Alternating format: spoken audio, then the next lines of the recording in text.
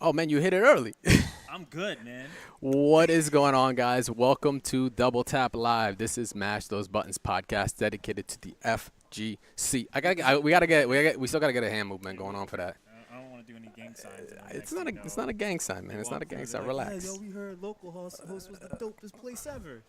Nah, we ain't about that life. We ain't about life. But welcome, guys. Welcome. If you are new to the show, this is a podcast dedicated to everything fighting game community.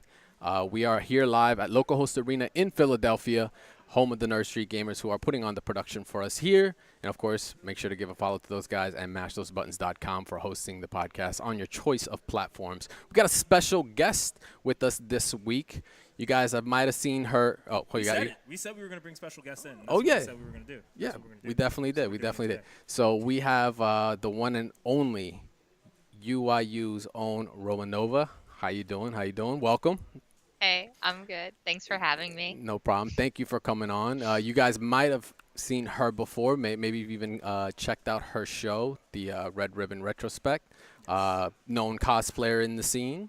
Has been in places like the E-League finals or the original E-League finals for MKX. Weren't you one of the cosplayers there? No, the ESL The E- MKX Pro there we League. go. The Yeah, ESL. There we go. yeah. Um, Cassie Cage, I think, at the time, when I can remember. Yeah, so she's gotten many different characters. She's been on, what is it, Becoming Marvels? What's the recent YouTube page you've been featured on for your Black Widow? Marvel Becoming, There you go. and I worked on Injustice 2. I was a dev on Injustice 2. There, and also a dev. History, man. And now, History, now she's just a community figure. She's out reaching out, doing her thing with her shows. You've done even live shows out at CEO Daytona, correct? This year you did a red ribbon out there. And Yeah. I mean, I don't know what more to say. I think the pedigree just keeps going on, but That's it's a better like resume. I than play. she and of course she plays, plays. guys, I come mean, I would assume everyone here plays, but I'm putting out the acolytes a little bit out I there. wouldn't play her in Mortal Kombat, that's for sure. You main Cassie? No, I wish I did. I could never really What? get down with the run cancels. My main bay in that game is actually Sector. Whoa, that is Sector. so like left field for me. I did not The expect Yeah. Sector variation triboard. Yeah. Huh? Sector's playstyle just fit me, so I it dig worked. it. I just so you know, I played Cassie since the beginning. that. She also plays 18. Yeah. Those run cancels was- are a pain. I was just so bad, at the run cancels. I could probably do them now that I'm a better player now, Hmm. but back when I was first learning competitive, I was just getting bodied by that, so I had to take it a slower slower pace. It takes time. It takes time. You're all Everybody, trash- you're all everybody, trash in the beginning, right? everybody ended up with run cancels, man. I hated Liu Kang's run cancel fireballs, man. Those were the worst Johnny frame Cage is traps. what I remember. Johnny Cage, yeah, that was pretty bad. I kind of have nightmares still of that. 24% But chip. welcome once again. Thank you for joining us on this this episode this week. You're in for the, I want to say the long haul, because I want to keep you all night, man. It gets kind of late. People trying to sleep, but There's buttons in the background, so I don't know. I ain't going to sleep anytime soon. yeah, we're out here live. It's Wednesday night here in Local Host. If you don't know, that's when we do FGC nights here at Land Center out in Philadelphia, and yeah, it keep it pretty live out here, even late at night. So we're gonna be getting right into our Fighters Corner here, guys. For those that are new, Fighters Corner is when we talk about everything, video game related, whether it be your specific scene, whether you're a Smash head, you're an NRS fiend, Marvel loyalist, whatever It's you like want to hearing call it. updates about games that you don't even know about. Yeah, exactly. Usually that comes from me, but you know. Besides, hold on, but we're gonna learn more Romanova as we go on, because I'm gonna ask questions like, besides MKX, what other games, or Injustice, I'm assuming as well. What other games do you play? Right now, I'm really actually the only game that I'm actively practicing a lot is Dragon Ball Fighters. I spend the majority of my time fighting game-wise on Dragon Ball Fighters. I kind of forgot I was talking to Miss Android 18 herself. Yeah. Like it literally just hit me. I was like, oh yeah, it's stupid. Like it's. Well, I it's mean, Somebody actually surprised me today with the cutest early birthday gift of yo, this Wow, Android that's 18 OG. statue The and a little casual. Flying one.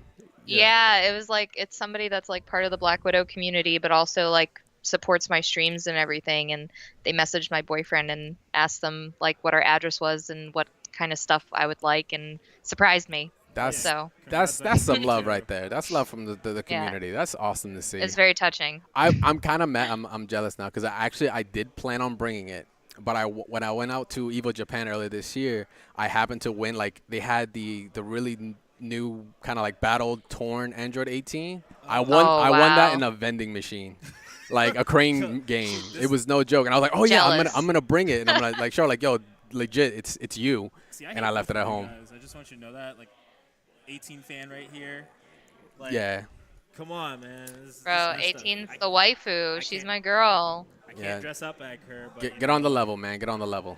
Go Hey, get yourself some anyone swag. can dress up like her. I think Beyond Toxin actually like did like a sub really? goal recently where he like said he would cosplay as Android 18 if he reached like 80 subs. I'm about to go sub. You hit I gotta see hit that this. 100 sub I gotta ASAP. see it. But first off, congrats on your move, because I know you guys were talking about that. That Yeah, was, thanks, dude. pretty big for you guys. But yeah, moreover, if you guys don't know, yes, her boyfriend is Decay from the NRS community. Does a lot of the artwork. Really cool guy. But That's the artwork for Combo Breaker as well, I believe, right? Mhm. Yes. And Yep. East Coast Throwdown. Yes, the yes. I stuff saw for that the, right I now. saw the Sagat and Ryu one. That was like pretty Oh, yeah. gruesome. Yeah, that was pretty raw. So that's a. I wish I could say more or less. That's like a triple threat, man. They got the whole thing going on. So it's dope to have you on here. I think we've had Decay on here before, actually, a long time ago, maybe. I thought it was Little Evil is who our first Little guest Evil was. was one of our first guests, but I thought we talked about whatever. We've done this a long time, guys. There's a lot of We're getting old. episodes. We Yeah. need to pass the torch eventually. I'll have to ask him. He's in a game of Fortnite right now though, so I Oh, can't. You- So I guess we're gonna jump right into it. We're gonna kick it off with that Dead or Alive 6, having Hitomi and Lei Feng being finally announced, which is very interesting in its own. So I'm actually pretty surprised that この勝負いただきよふっ全力でいきます It was. Yeah, it was a little confusing because it kind of. 必殺必中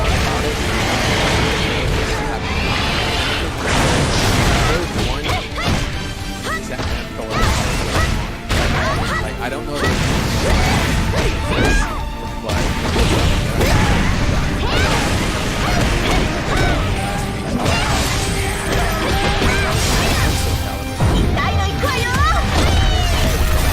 A few more to the roster. Still got ways to go. I think this is 8 currently yeah. that are live that you can actually check out. What's interesting was we haven't had Akira announced yet.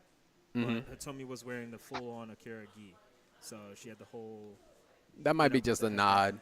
I mean, well, This is the OA. This is the game I'm that has the hoping- Guinness World Record of costumes in it for DLC. I Straight up. mean, we'll see this time around, man. Are we gonna get like what it was 1,000 almost 1,000?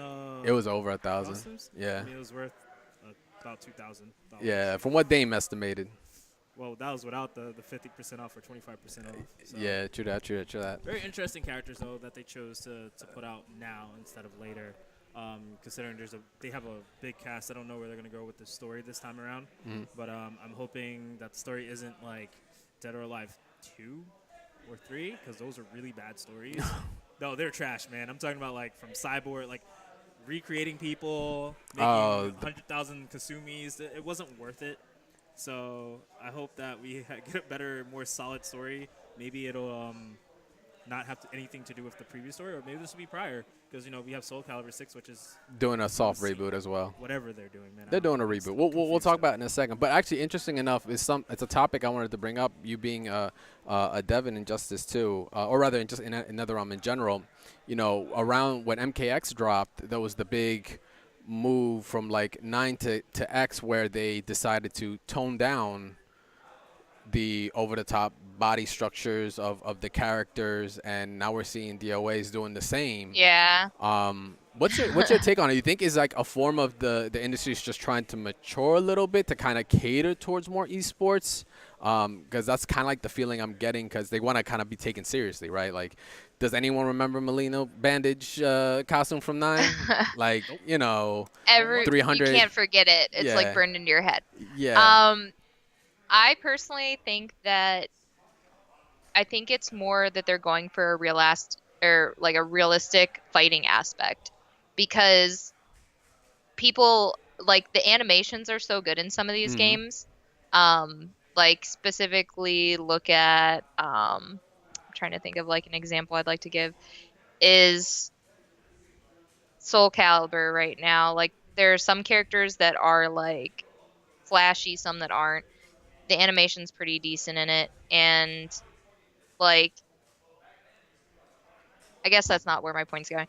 I just Take a didn't want to breather. like It's okay. You don't have to yeah. impress us. No, It's no, okay. no, no, no. It's all I'm not good. trying to. Um, let's rewind back. Let's Yep. go back to you talking about MKX. Mm-hmm. So, as a cosplayer, especially, I also liked the style because there's more to it. There's more depth to the design, and I feel like there's more effort put into the theme of the game. Whereas the theme of like MK9 wasn't necessarily what their outfits were, but it just didn't look real. You know, I think it's more realistic to see somebody fighting in, you know, like something that's like a gi style outfit rather than a bikini. You know what I mean? Yeah. Most people, if you tried to fight in a bikini, that shit would probably fall off if it got touched. I mean, So, yeah. like, yeah. being realistic, like, I think it's more of a realistic tone because, like, most men, like, the most they might fight, least, like, low clothing wise is with, like, maybe in, like, Muay Thai shorts. Like, that's, like, the smallest amount of clothing you might see on a guy. A girl, like, maybe a sports bra. You know what I mean? Like, Yeah. you're still going to see them in, like, shorts or, you know, like yoga pants, like at minimum, like for an MMA fighter or something, right? So it makes sense that they're putting more clothing in an appropriate way where it's not too complicated for the theme and like design of these games. Yeah, and like you said, it's just a I get where you're coming from in that because it just does make sense, and I like the direction because like everyone made kind of a big hubbub about it when MKX did it. It's like, oh, that's what it is. But, like, kind of once you got past that, like, no one really cared. It was like, it was a good game. It looks great. It still stands up today. It's actually one of the better-looking fighting games that have ever come out. Like, I mean, dude, you can see the pores of sweat on certain characters, right? But, like I said, just kind of rewinding to the whole, you know, toning it down. I just found it very interesting that they decided to do that with DOA. I mean, you know, DOA was – in quote from the original developer, it's like if you're trying to get when he was developing this game, it was if he was in a sushi bar and the girls were wearing maid costumes. Like that was like his idea of what the game was. And it's always been just that. It's just kind of like eye candy, though it's a great game and of course has a great competitive scene coming out behind it. You know, one of the best players currently, Sonic Foxy, came from that game as well. It's just cool to see the chimes change and how now they're like, okay, we're gonna dial. The irony about it is that they're dialing back on the over the top characters, but the action in it is still ridiculously awesome. You got a straight like octopus come out and grab you just by getting through a broken down wall in the middle of the fight. Like they just tone it down on one side and then turn the dial on 11 on the other. So I just thought that was rather interesting that the industry is kind of starting to go that way, and even you know, not to say Injustice was ever over the top. I mean, the characters definitely did look different between 1 and 2, but it was always tame, right? Like Wonder Woman looks very different from the second one than she did from the first. So yeah, yeah, I actually really enjoyed the difference in like body types in Injustice 2. Like there are certain characters I wish they would have pushed more, but for the most part, like I really did enjoy that. Like, you know, Black Canary was lean. Like she's just lean muscle, like an actual strong chick. Whereas like Wonder Woman was like a taller, buff. Like she had the most muscle out of all the women, as she should. Yeah, she's an Amazon. Yeah. It was a lot better. And I mean, overall, like you even see, even though Street Fighter still has some over the top costumes, they do tone it down in a way with a lot more now than they've done. Like they don't even have like the Like they had originally, I think, the Chun-Li boob physics, and Oh, those aren't yeah. there anymore either. Yeah, those So- those were out. And even then, if you look at what is it, Laura, there was like suspect. Yeah. Oh no, and Jury too. Jury's a confirm. Laura has always just been a kind of speculation where Jury had her original costume. You look like where Oh, yeah, all the it is black, all the like the black leather is. That was originally maybe supposed to be skin, but they decided at the last minute to change that, which is why it looks a little not off, but rather looks like it was last minute. And they speculated Laura was the same with her shorts. If you look at the back of it, she has like her rear end just showing out, right? But it's that same material. So it was like kind of a pattern that they were seeing that Capcom potentially had gone through at the last minute to kind of just maybe see the future that they're trying to market it more esports. Yeah. So they're like, okay, we have to kind of, because there's even that Yeah. Armika issue where Yeah, you can't that was use crazy. Armika's default costume, the default right? on ESPN. Mhm. Yeah. I mean, but like since ESPN's kind of not around as much, I wonder if they're making a deal now with maybe Team Ninja to do something like that. Because think about it, they weren't at the last Evo. At Evo, I was like Luffy played the default costume. Yeah, I was so- expecting a change, but funny enough, he didn't. So they weren't getting us pushed for some reason. No, it was Fudo.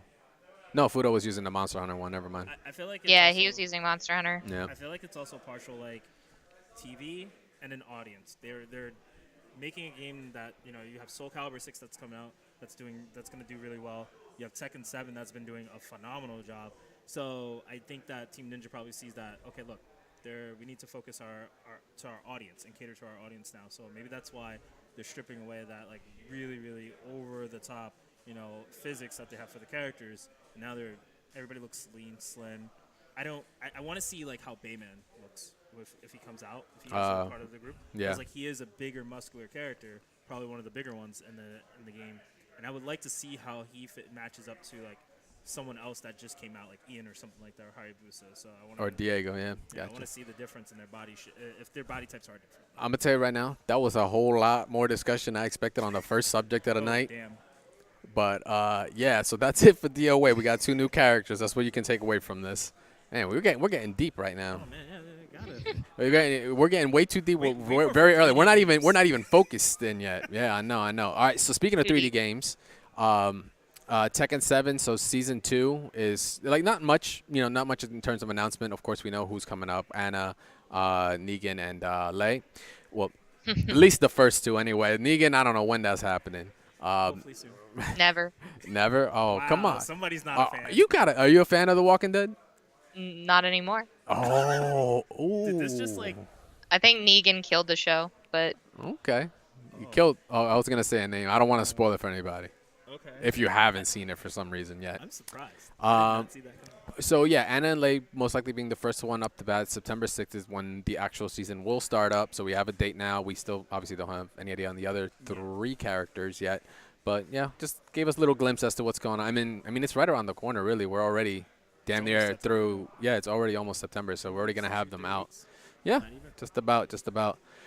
So now we got Flex. I like this game now.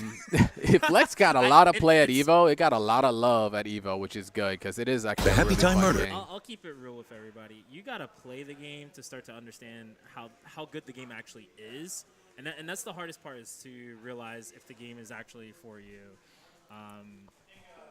But with that being said, obviously this is like the official, I guess you could say, the official release. Or rather, it's really the gameplay that they finally showed for Bulma and Volcano Russo. They're the next 2 characters to be released. We don't have a date yet. I think it's over starting about, but they want to keep us in the actually a short little bit. A couple minutes of gameplay, get an idea. We've got. I don't know if you had a chance to ever play DX back in the day. The original 3D Street Fighter. But these characters, all originate from that. For those that don't know, this is like the Arika part of Capcom that kind of separated in the early 2000s or like mid 2000s, something like that. So they only have obviously the copyrights to those characters. They can't use any Street Fighter characters. But Volcano Russo being one of actually a fan favorite that was actually very early on. So fans were pretty happy when they actually got to see his original like teaser blurred image. And now you get to see some gameplay. I got to play.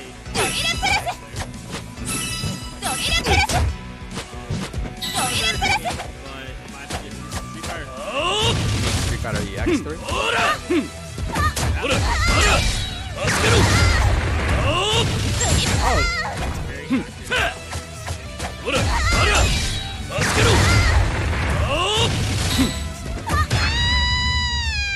KO.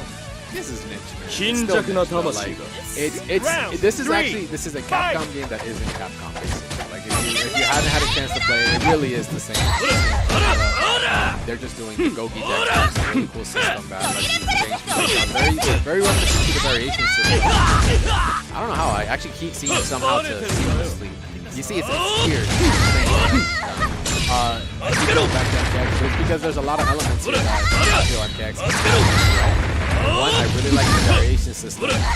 This is the Gogi decks here are very similar to that, except instead of locking a part of your character's kit, they kind of allow the whole thing. So it kind of leads to a little bit more broken stuff. Like MKX kind of managed to balance things more because, you know, okay, to an extent, all right, I'm not saying it was 100% perfect. But, like, you know, Grandmaster Sub-Zero, you weren't going to see him have all the moves that he had from, what is it, the Weapon Master one, and then Cryomancer as well? Yeah. Yeah. Like, he would have been kind of busted. A lot of characters would have been kind of busted if they had the whole kits. I was waiting for that one variation. That was the fourth variation that put everything together. For all the Nah, characters. man. Why not? That would be fun. Wouldn't that be fun? It would be kind of dope, but... It would. I would love to see a variation. Do we need a Cyrex, Sector, Smoke, and Sub-Zero in one? Why not? Do we? Be busted. I need to hear it from the Sector main. Would that be just ridiculous? It would be. To have it all in one? Yeah. It wouldn't be what it should be. Yeah, like, exactly. Separate. It'd be You guys wild, don't think man. outside the box here, You're right? just thinking nutty. That's what you do. I like nutty games, man. I'm just saying. But definitely Flex looking like one of those games that people are definitely kind of trying to bring out of that niche area, but it's doing pretty well for being a separated company, that's for sure. For being, like I said, for being as niche as it is getting a lot of love. Rogue Yoshi, one of our regulars out here, he plays it a lot. He pushes it a lot and enjoys it, and for good reason. It's fun when you know busted stuff. Yep. It sucks when your opponent has infinite hyper armor, and he's also a grappler. I'm guilty. And then you eat it like every time you try to press a button. That just sucks. But yeah, so Soul Calibur 6 is next, and it got an announcement that I enjoyed, and then it got a whole lot of drama that came through afterwards. So Really? Oh yeah. So Tira's been announced. She was a Soul Calibur 3 mainstay and actually one of the more popular characters from that game. Considering not a lot of the Soul Calibur scene likes 3, I played a whole lot of it. When it was out on the PlayStation 2. So she's basically, to put it in like Lily's perspective, she's like the jury of the game. She's like this Harley Quinn jury type of archetype character with a hula hoop blade. Ooh, I'm getting goosebumps. Say that again.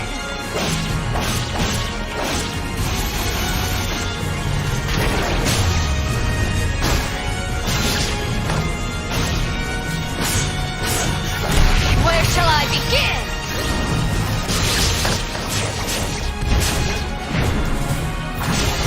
Yeah. Bloodbath! I like her weapon a lot. That's the one thing I like. Scream for me! Yeah, so she actually does the Soul Calibur. Such beautiful Had to say That can't be it, right? I wish Jolly'd choose more worthy opponents. But yeah, so she got announced. Now the thing about her is, The opponent. well, duh, it's a new No, game. like older. I'm not really sure. So this is why it's gonna kind of come back to the whole reboot thing that we're gonna talk about in a second. I'm stoked for her because actually I liked her a lot in Soul Calibur 3. Zasalamel being announced, he was from Soul Calibur 3, so instantly people were like, "Oh, she needs to come out." So she's DLC. Yeah, they've already. So they're announcing DLC characters before the game's out, before the full roster's even out. That's not a Namco thing to do. Like No, they did it with 7. They did it with Tekken 7 with Eliza. But She was a pre-order. Unique characters that have never been seen before. Yeah, Eliza was new. You're right. And it sucks that they're kind of putting her behind a quote-unquote somewhat paywall. That's weird. For a fan favorite like that. So the drama that came out besides DLC being announced before the game is out, is the way they worded it. Like Bandai Namco kind of worded things very odd and had people like with pitchforks and torches ready to like Oh, scorn boy. them on Twitter, right? So if show you real quick. This seems to be the new thing. Is they like to? I feel like they like to do that often now. Have you noticed they've been kind of creating this bad habit with between Arxis and between Bandai? They've been creating these weird situations where, or rather Namco, where they will come out with a game, they'll announce like DLC or a new season, and they kind of get themselves flubbed up with wording. It's kind of what happened with the whole Harada and the season 2, yeah, like if you have to pay, exactly. So and it's like, they said he it's didn't have to pay. becoming like this ongoing thing where they keep catching themselves like kind of just slipping up and they're not communicating. I don't know if that's just a business marketing thing that they're messing up on. Somebody's got to bring somebody has to talk about it. Somebody has to bring it up. All right, so yeah, basically they tweeted out after the announcement came through, like, hey, the character's here, pre-order today, right? Tier's available, everyone's stoked, but you got to pre-order. They had to clarify that she's like available as a bonus character in the season pass. You got to pre-order the season pass to get Tira on day 1, as well as 3 additional characters. Like, Yeah, that's still okay, weird. so that's the wording right there. Pre-order the season pass to get her day 1. So that sounds like, hey, not only do you have to buy the season pass, you should pre-order it to even get her day 1, right? That doesn't seem like a bit of a deal. That sounds like, wow, we really want your money right off the bat for What if I characters don't? that What aren't if I even out. don't, though? So right, that's what people are like. Well, wait, you're already telling me I have to buy DLC pass, but not only just like buy it, like say a week before it comes out or something. Whenever I feel like it, I have to pre-order it to even have her day 1. So the wording kind of got jumbled up a bit. So people just instantly, it's the internet, the Twitters, the Reddits, Blew up. the R Kappas, yeah, they all blew up, right? So they had to retweet again, stating, to clarify, Tira will be included in the season pass, because that's the thing. Like, it didn't sound like she was even part of the season It's like, pass, just get her if you right? You have to like buy the season pass and pre-order it to get her, because she's not part of it. She is a bonus character in it when you purchase it. She's gonna be available day 1 as a standalone as well. But if you get the season pass, and pre-order that, you get her included on that day 1. You can eventually get her afterwards. This sounds like what, and I'll be honest, this sounds what like NRS did at one point where they were not in the beginning. When a new character would come out, some people would have access to it beforehand. Remember? Oh yeah, but So- that's if you but had that's the season different. pass though. Yeah, You so got that's like cool. I think I like that, but this seems like it's on a whole new level of that. It's like almost like you better pay for it or you ain't gonna see. that's this what it character. sounded like. But they, like I said, they put out that tweet. They were like, "Yo, my bad. That was the intern that tweeted that out. He's getting coffee right now. All right, just chill. Like, he'll be back, but he's not gonna tweet ever again. That's basically what I feel had happened. So she's not a pre-order to the pre-order of the season pass. She's just a standalone. It's just whether or not you can get her day 1. That's really up to you. That Still kind of sucks, but That's a very, very touchy subject because it's like you don't want them to feel like they're trying to take your money. but it's It's pretty the obvious. DLC practices of now, for the game industry. It's kind of like it's a hot topic. It's Somebody's trying to get it always gonna be someone talking about it. So Someone's trying to get it right to the point where everybody's happy and they still make money, and it's not going to happen anytime soon. So put in perspective, we've been talking about this DLC stuff since like even Dragon Ball FighterZ when they announced their first season pass, and we had to calculate the value of each character to their entire season pass to make sure like are we getting messed around? Are we getting the wool thrown over us? Like luckily we were right, but Yeah. it was like all right, good on you, Arxis and Bandai for getting that. So this one was kind of weird to see like pre-order the season pass in order to get the character that is a popular character that they know will sell. I think Seemed kind of scummy. I think the biggest kicker is going to be two things. One, are we going to get 3 characters every season, or are we going to get 4 characters? Because that's going to mean big Yeah. thing. Or are we going to get like Well, she's- throwback characters every time a new season comes out? One throwback. Now that's the other question is, what are we getting in the season pass as characters? Are we getting 3? How about we get the game first, find out how about- it is, how and then about we'll they tell me see. I'm not getting original characters in my season pass. How do you feel? How's your what's your opinion on like the DLC practices when it comes to fighting games? I know they can get a little ridiculous, but like Do I you? just want it to be affordable, and I like it to be announced pretty evenly throughout. Like, I just want announcements every couple months, and for them to give you time to get used to those characters also, and them to be worth your money. Like, I mean, as long That's as the they're worth the biggie. money, Yeah. like I think it's feasible to be like, I think what is it, like $4.99 a character usually, Yeah. $5. Yeah. something like that. It's pretty easy. But yeah, so you know they had to check themselves real quick on that tweet. So you know, Oh, some man, things happen. Some things that- happen. Hopefully that doesn't become a normal practice for them, is messing up their tweets and retweeting out again. They probably lost some people. Like they were like, oh no, pre-order's just been canceled. I don't want that.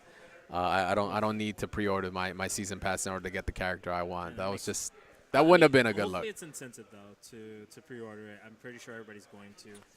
But So with that, Tira's been announced. That gives us 18 characters, one DLC, including her, out of the 21 that were shown in speculated to be 21 in the entire roster. We're going off of the the story.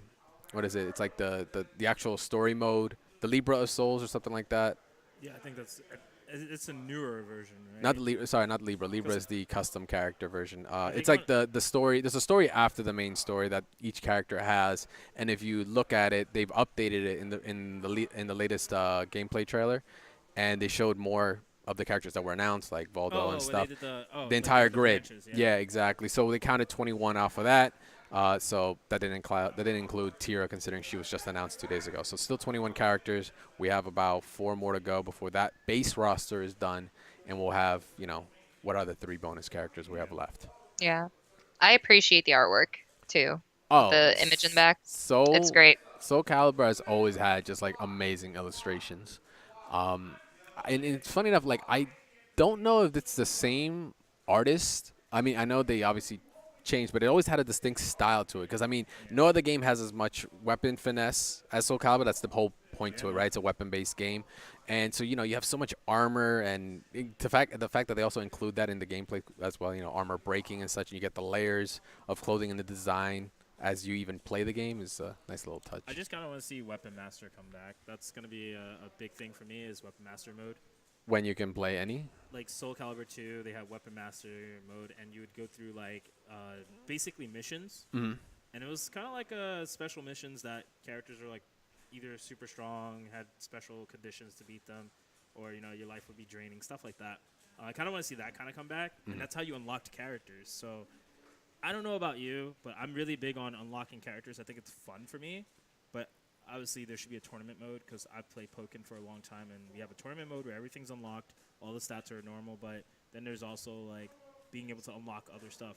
Are you kind of like against unlocking, or do you like that like as another aspect of the game? The unlocking, as in, Like special, like more characters or Like- anything like that. outside Like, of, was it a pain to unlock? Did you pay for, or did you go through the story to unlock Android 21 and Fighters? neither. Oh, God. So I don't really like Android 21 to begin with, Okay. but Took pictures. funny story. I have not gone back and played the full story for the game. I had started it and gotten about halfway, I want to say, the night that my house caught on fire. So Oh, my goodness. I lost that console that I had the save file on, and when I got, you know, like we had renter's insurance and everything was okay. Good. I just sorry. I am not laughing at your real. situation. I was like, oh, my goodness. That is But insane. yeah, funny story. That was like the day the game came out. Like it Ah. was literally the day, like the night of the day the game was officially out was when that all happened. So I've only gone in and like labbed the game competitively since and played online. Like I have not gone back to the story. I respect that. Next time someone asks, I'll be like, act of God. The universe just doesn't want me to do it, so It I'm not doesn't want gonna me to do it, so I'm not gonna even attempt to. I would not go against it. Trust me, you're not missing anything. Yo, I Android played it. 21, her neutral's Oh, I good, did. man. I Get did out of it here. strictly for Yeah, her, too. I'm glad they nerfed the tail though. I didn't even know that. So wait, in that Yeah. latest patch, she got hit with. Oh yeah, she got hit hard. Yeah, man. she got nerfs. I didn't know she got She's nerfed. still good, but they nerfed the her hitbox on her tail isn't as far out anymore, so she can't. I want to say it's like her 2M Yes. that was it, and she can't just hit you at the beginning of the game now. Oh, okay. Before she could just press that Yep. and it would hit you right away. Yep. That was a challenge, man. Come on. I love that part. That was No, the tense. literally, you see Android 21 on your screen. You need to either block or jump back. She's not wrong. Okay. Okay. So, man, we just ranted on that. It's the right button, bruh. Man, There you go. It's different. All right. I know. It looks so I know similar. the buttons. They got screens and all, but they got words too. So, yeah, piggybacking off that. So, we had the new version of I guess your custom character that we've had in previous Soul Calibur games. That's Libra of Souls, where it's not even just like, a simple text block of files that's like, hey, your character did this, did that. No, there's like a fully interactive storyline that is built for your own custom character in Soul Calibur. And they got to show off a whole slew of just like things as soon as I pass, Tira's gallery over here. I think it's kind of cool that they have There we they're go. bringing something like this, I guess, involved more into Soul Calibur because the character customization was really big. Oh, yeah. But now that you have character storyline customization in a sense, it makes me just want to play that. I don't even care It about just anything makes the else. character feel like it's part of the universe more than just like, oh, this is clearly a character I made in Make a Soul, or Craft a Soul or Create a Soul, whatever the mode previously used to be called. Now this character's actually interacting. Your choices change via if you're like siding more towards, let's say, Nightmare, dark side, light side, call me a Jedi, all that kind of good stuff. So yeah, we got to see we got 30 images that were picked. These are all custom characters that you can create. These are not. Some of them are I like like it. pre-built. They look dope. They look really good. They look like and feel like they're part of the Soul Calibur universe. That's like the big part Yeah. that I enjoy about it. Definitely. But I'm hoping they can still make all kinds of weird, funny stuff. Like, I enjoyed crafting Barack Obama versus Joe Biden in like Soul Calibur 4. Like that was a thing. You can create Cloud in it. You can create Devil Jin before Devil Jin Yeah, class was in like Soul Calibur. Yeah. I'm actually curious to see if they're gonna add different elements, or rather styles, than just being the typical like, oh, I'm gonna play as a Maxi type version with a variation of Maxi's moves. Because they did that back then. They where kinda a little did, yeah. variation. I'm looking forward to see if they're gonna put this very diverse amount of styles that are just different than the main cast. Because I can see a lot of people playing this game and not wanting to be competitive players and just wanting to do something more stream-wise where they can play like as their own character with a unique style against all these other unique styles that are main characters. Definitely. And a story. So yeah, I'm pretty stoked about it. It just looks really good. It's I'm making Kid Icarus. It's Kid Icarus. Yeah, there you go. You can probably go nuts or just have a straight up bones. Just a skeleton. I like the samurai sword Taki looking mask on that character. on the ninja. Let me see. Yeah. Looks solid. Looks solid. I'm shocked for how far Soul Calibur has come. That we get a new Soul Calibur and they're really taking into consideration every single little bit from Soul Calibur 2 to all the way up to now. Because before we didn't think that That's supers sick. would be in the game. We didn't think that these designs. This is a completely new Soul Calibur in my opinion when it comes to character customization. Because before Definitely. we used to be able to do some, but I wonder if we're going to be able to like change the size of these like actual little character customization tools, such as like the mask. Am I going to be able to make it bigger, smaller? Oh yes, you can. They showed off that like you can put horns on, but then you can give it a different axis, kind of change the Y, the Y and X axis on it, the rotation of it, so you can kind of really tweak the equipment, as what it was called, to your liking. So you can really get in with the customization. Yeah. That's interesting. Are you planning on checking out Soul Calibur when it drops? Yes, definitely. Definitely gonna. Yeah, you can make something like, oh yeah, a crazy bronze looking assassin, and then it's like, oh, I can make a J-pop star. Yeah. Like, you just got those sides of the They're spectrum, catering right? to everybody. It's the good day in Soul Calibur world.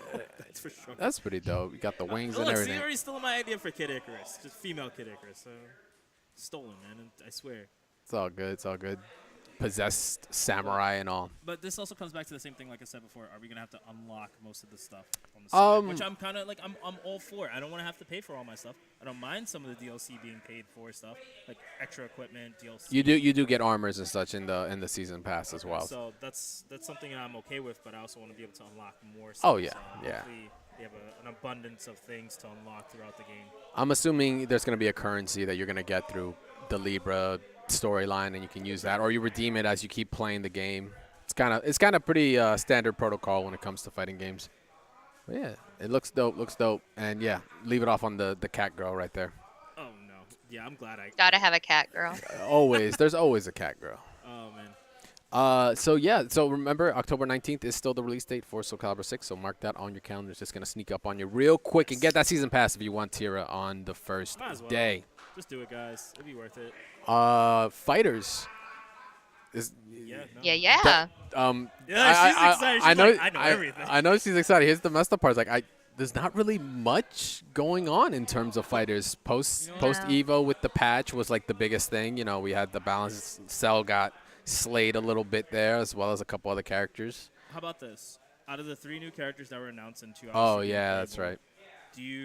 Are you okay with them bringing out base Goku, base Vegeta, and then having Cooler on the side? Because I mean, let's be honest here.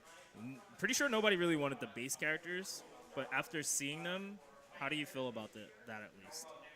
They're cool. Base Goku is pretty good. A lot of people are using him on their team now, and a lot of people are using base Vegeta as their point character. Mm-hmm. He's probably gonna be he's easily top 5. Well, it'll be interesting to see the next big tournament. I think there's one in France for the Dragon Ball World Tour that's going on soon. So it'll be interesting to see if the person who wins it is using base Vegeta or not. So gonna dictate. Get used to I think it was maybe Mustard that tweeted get used to hearing die, Vegeta saying die, because I think that we're gonna see a lot of him, and probably Bardock. Still? So. You still think we're gonna see more? Bardock went from number 3 to number 1 after that patch. Yeah, I know, right? Look, wait, what? Hold up, I thought he got nerfed. He only got a slap on the wrist. Oh. There's one of his main strings, and I think exactly what they did was they made it where it's not completely plus now, where you can I think either backdash or reflect the hit of it, the final to go to the next part of it. So you aren't just stuck blocking for a million years against him. But everything that makes him good still there, the mix up after the level 3 super that we saw a million times at Evo. Yep. The ability where I think it's Sato combo is what does it, can anti-air you. Somehow his reach just grabs you out of the air no matter where you are. So yeah, he's just the best right now in the game. All right. His nerf on his super wasn't even that big of a deal. Yeah, that's what I remember was the big, super to the javelin. Yeah. So he essentially was waiting. Everybody else did get touched really, but most of the lower tier characters, the ones that you don't see too much of, they're the ones that got the buffs. That's why I was like, oh, cool. The top tier characters are just gonna get rotated out. Now the new ones are coming in. Base Goku, base Vegeta, you guys touched on. Base Goku can punish super super dash with level 3. Spirit Bomb. Yep. For free anyway. Even regular? I thought the big thing was the level 3, because super dash will lock on, and the way his level 3 works, he teleports up, and then so super dash is oh, you're up there. Oh, don't mind the huge ball of death that's above him that then will take you down and give you that crazy unscaled damage. I'll say that. He's weird mechanic to just have level 3 fill up the full screen and then. But it's so slow. That's the whole point. If you throw it out, you can't just throw out a level 3 Bardock can, 18 can. I know you've done it plenty of times because of the invo frames and all. It's a legit tactic. Oh, yeah. It's a little nutty, but it's legit. If it hits, it hits. If it doesn't, you might still get off free. So it's why not? Goku's is his point. The point of that is you have to connect it. It's just I guess they didn't think about super dash and go oh, it'll automatically go and home to you. Oh, you're dead. Sorry. Yeah, it's a little crazy. It's really strong. And a lot of people have shown their tech with Touch of Deaths too. Oh, yeah. Using Spirit Bomb as the final hit for it. Yeah, he can just for the first person to murder. to do sparking and get hit buy Spirit Bomb when trying to sparking. That's Oh, gonna be my favorite. oh, I and wanna try see a to sparking? bait that gets hit by level. That gets by, That's rough. Spirit Bomb. That's gonna be great for me. That's right. You have to have like your eyes closed for that, man. You have to like turn off your monitor and just like not care. Let him do it. But yeah, so fighters, like, besides the whole we're revving up to, like you stated earlier, the first tournament over in France. I think it's body count fighting. I think they're going to be the first ones, the first stop, because they actually just got a. Funny enough, they just got a cease and desist from Bandai Namco. Really? Yeah, they were to stop all fighters and all Tekken 7 until there was like a false alarm. At first, I was like, wow, they're like cutting down on, they're like, this is our IP. We're gonna dictate who gets it. But, at the same time, I was like, I'm pretty sure these guys were meant to be a stop on your tour. And it's because they didn't file certain paperwork. Because it's different when you're running a tournament that there's, like, money coming through for their IP that they need to file a certain way. It's like, but they got hit with a cease and desist instantly because of it. It's not a bad thing, but it's still a bad thing. It was a little bit of a reality check. Remember, I was wondering what happened with that, yeah. Yeah, no, it got, I don't say it's going to get resolved, but they had an update where, like, hey, we just have to do this. Like, no problems here. We're gonna be all right. But remember, the IPs, the owners, they have all the power when it comes to these tournaments. The Arc World Tour coming around, like been going around. That's what's also gonna cause a lot more chaos. So hopefully, that'll get kind of squared away, and we'll see some more tournaments for that. But, Under Night. Yeah, we're kind of skipping BB Tag only because like there's nothing going on for BB Tag either. I hate to say it, like BB Tag is just like in one of those places right now where we're waiting on the next season, and people are still dealing with playing Mitsuru and all the new characters. So yeah. We're kind of just It's fine. It needs to get to its place, its competitive place first before you're gonna see a big balance patch. Though it's still very fresh. New characters are still getting added until something broken happens. It's not gonna expedite that process. But in the meantime, though, Eunice has made it to Steam. All the Eunice players rejoice. Actually, there's like a good amount of them here. Oh, yeah. I mean, from what it seems like, this is going to be the next step for a lot of players who decided not to get it for the PS4 and was waiting for that PC release. I mean, they're going to get that 10% off. I'm pretty sure they can go some other places. Yeah, more as yeah, well you can get it for $35.99 right now on Steam, and it's running fine. The first thing I asked was like all the units, like Initial J, one of our residential guys, he was like, "Oh, 2 more hours," and I'm like, "What? 2 more hours so I lose my soul because I'm just gonna play Eunice all night," which he did. Yeah. Like he didn't go home till like 6 in the morning or something like that. But then I asked him like, "Hey, how does it feel?" Because like they're gonna know way better if the port is good. They said it works. It's perfectly fine. Like the port is solid. There's no issues. Net play, I think, might even be considered a little bit better. Kind of like Tekken 7. That always happens. Tekken 7 is another game that's kind of moving towards a little more PC because the net play is even better there. But other than that, it runs just fine. Dragon Ball's net play is better on PC than PS4 right now. Is it? Yeah. And plus mods, mods are always good. I can't wait for the Under Night mods. That's what I'm looking forward to. Yeah. So yeah, Eunice out on Steam. If you haven't checked it out yet, go get yourself a copy now. Get your anime on. Oh man. Let's see. Okay, I hate talking about this because I feel like this is the new DOA of costumes. I kind of felt that way when I saw this too. I was like, all right, we're just stacking on another one. I'm always down for more content, but something that is outside of a costume. So Street Fighter V, the girls The new got ones. they got the new ones. They're going to maid events. They're Yep. maids. Yep. Correct. What the hell is Capcom doing? They're just throwing. I feel like they can't beat modders right now, so they're trying. First of all, they can't because modders they're just too godlike. They're not afraid to push it. But these are still solid though. The Falk one's the most interesting costume she probably has. Yeah. She's a pretty bland character. Yeah. That's the irony is I see on Twitter it's like, oh, the only good one from here is the Falk, and then they're like, I don't play her. It's Yeah. like whatever. Where's G's outfit? He should have just got another one. G's been had the best outfits. Like the Colin He's ones. the president. He's the president of the world. Yeah, it is. Is that Ken? Is that Ken? I got so sad. I actually Oh. tweeted them just because I was like, that can't be like the actual haircut. And they replied with a picture of it where it was actually showing the braid. Like she does have a braid. Oh, okay. All right. The hand is like. Yeah, that was just a little suspect. Yeah. I was like, that's a little. No, she does. Okay. She does have a braid. It's just like they did the middle part with the side bangs like that, like middle parted. I don't know Gotcha. why they didn't like have it just all pulled back or something into the braid. So it's just like one braid, right, all the way down her back. Yeah. It's like a one. There's is it? actually like a replied tweet that they had to me that like I was like, can you link a better view of her hair?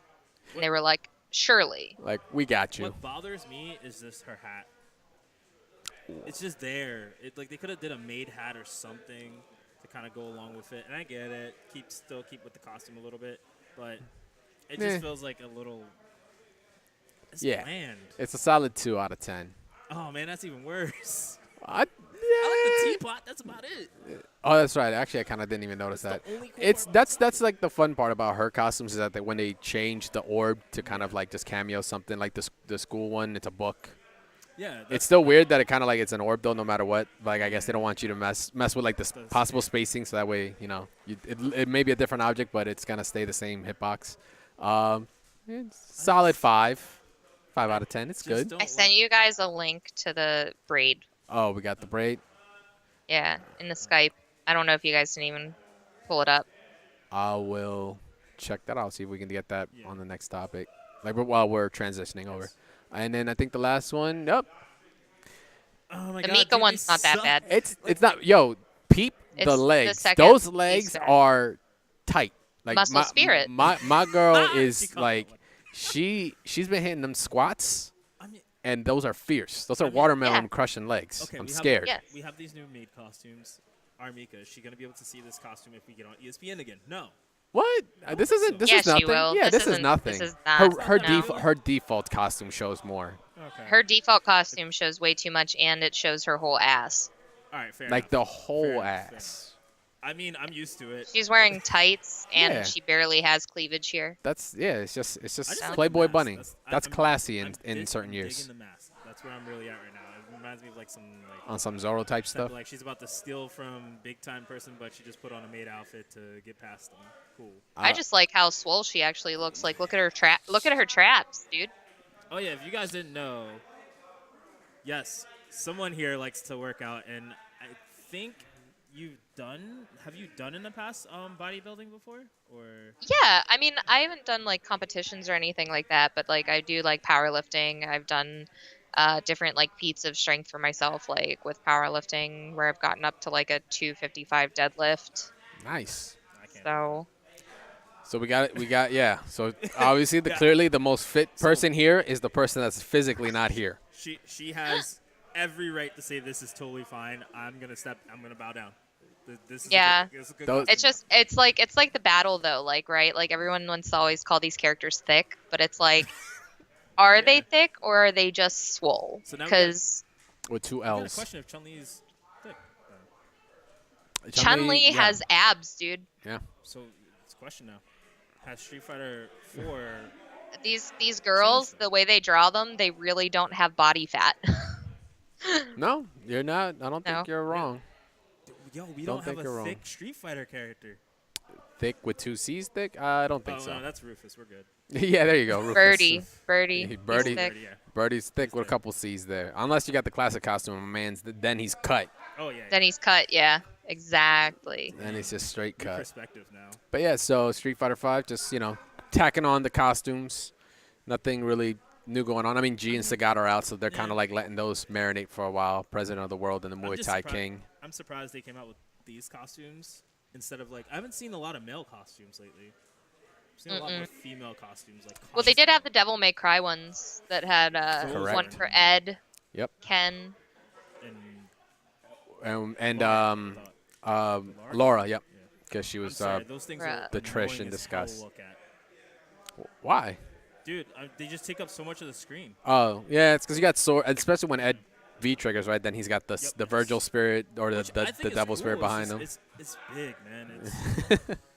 It's Sometimes alright. I question if I'm like playing the right game anymore. It's all right. Yo, did you peep the Devil May Cry 5 like gameplay? Yo, stop! Don't even get me started. It was pretty cool. That was I'm like- dual wielding motorcycles. Let's go. Can they Yeah. That's Can they just? Put, They're like motorcycle chainsaws. yeah. Like I could be. A someone at negative- Capcom was like, "Yo, we got to take it back."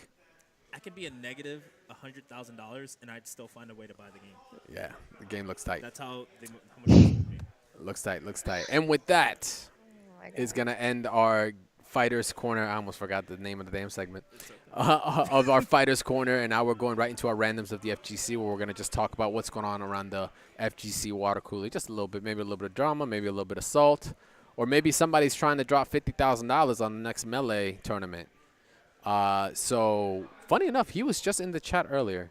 We had Team Dignitas here earlier, and they were practicing Melee, and Mango was actually talking to us. But yeah, so Ninja posted this up where he met Mango, Cloud9's Mango, and kind of talked about like if he wins the next event, he'll put up $50K to the following event. So, which is kind of nutty. To kind of give people more perspective, what happened was Mango's been kind of getting to the point where he's like, I'm kind of done with Melee. Mm-hmm. Maybe it's time to just stop. Or go to Be an Ultimate, adult. whichever. Stop playing party games. Be an adult. Wow. Yeah, I went there. But, no, basically he said, look, I don't know if this is for me anymore. I'm kind of getting tired. I haven't been winning as many tournaments. And they've kind of done the whole breakdown. He hasn't won a tournament since, like, it's been, like, almost 2 or 3 years, man. Everybody's got their. Hey, But- Daigo wasn't winning tournaments True. till like I think he won his first CPT premiere this year for 5. Yeah. Yeah, it took him a while. 5 was not his game at first, so. Yeah, Ryu was not having a good time. But But Melee's been around for years. Melee's been out for like 14 years or something, right? Like, all right, so But, no, Ninja basically said, look, man, I really enjoy watching Melee. What these guys do are amazing things. But he wanted to keep the support for the players to stay in it. So he said, hey, Mango, since you think you're quitting, how about I put $50,000 if you win Shine?